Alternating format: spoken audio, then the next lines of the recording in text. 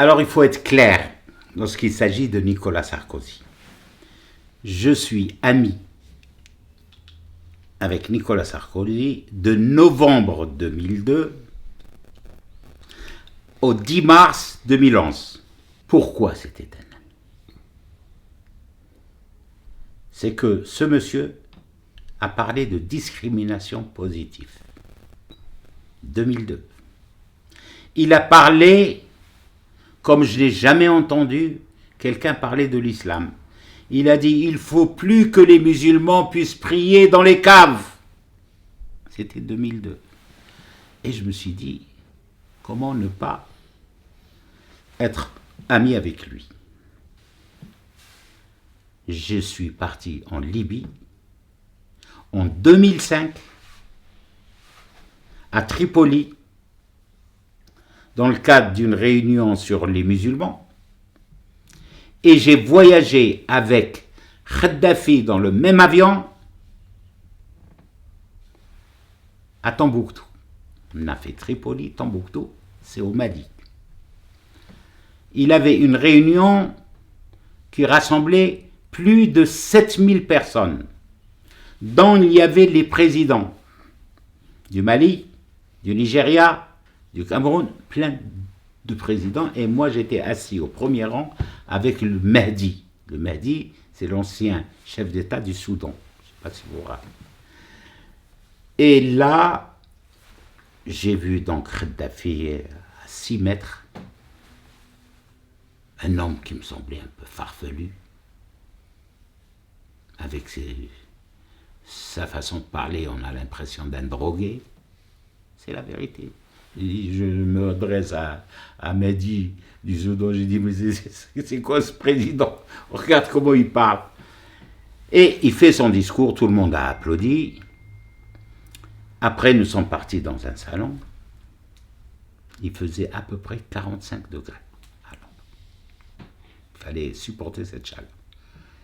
Et je l'ai vu distribuer des mallettes au président du Mali de l'époque, à celui du Nigeria et à tant d'autres, et à tous les chefs de tribus. Ça, je l'ai vu de mes propres yeux. Il servait les uns et les autres. Je regardais avec lui. Après, je suis reparti dans le même avion à Tripoli. Et de Tripoli, je suis revenu donc à l'intérieur.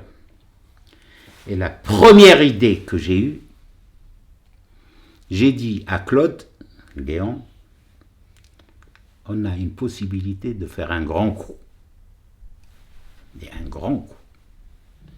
Il me dit quoi, Damien? J'ai dit, si nous voulons gagner l'élection présidentielle, il faut absolument qu'on libère les infirmières bulgares. Moi, je dis une chose. J'étais à l'Élysée, je voyais, je suis en train de circuler un petit peu tout le monde, ceux qui allaient en Libye. J'ai assisté à l'opération de loin. Claude Guéant, Cécilia, qui sont partis discuter avec Kadhafi pour libérer les infirmières. Maintenant, les agents. Il y a un homme qui était conseiller avec moi à l'Élysée et que je voyais régulièrement et qui a fait la navette plusieurs reprises. Il s'appelle Boris Boyon, qui a été par la suite ambassadeur en Irak et par la suite ambassadeur en Tunisie. On n'a pas entendu cet individu. C'est important. Maintenant, il y avait des agents libyens qui venaient ici à l'époque. Comme par hasard, on nous ramène un Taqieddine qui est un tocard fini et voyou. Pour ma part, je ne l'ai jamais vu, ni à l'Élysée, ni à la présidence, parce que je l'aurais tout de suite repéré en disant, ah, tiens, parce que je connaissais les Libanais. Je connais beaucoup de Libanais. Et ici à Paris, facilement 90 000 que j'avais invités à l'époque à voter pour Sarkozy. Et il y avait des agents, Mabrouka et Mustafa Zindan, agents libyens qui venaient en France régulièrement. On n'a pas entendu ces gens-là. Parce que s'il y avait quelque chose qui se passait, il faut aller voir ceux qui étaient proches, non pas faire parler des gens. Moi, je suis convaincu sur une chose en ce qui concerne Nicolas Sarkozy, que je voyais régulièrement, qu'il n'y a jamais eu d'argent venant de Libye. Moi, je constate aujourd'hui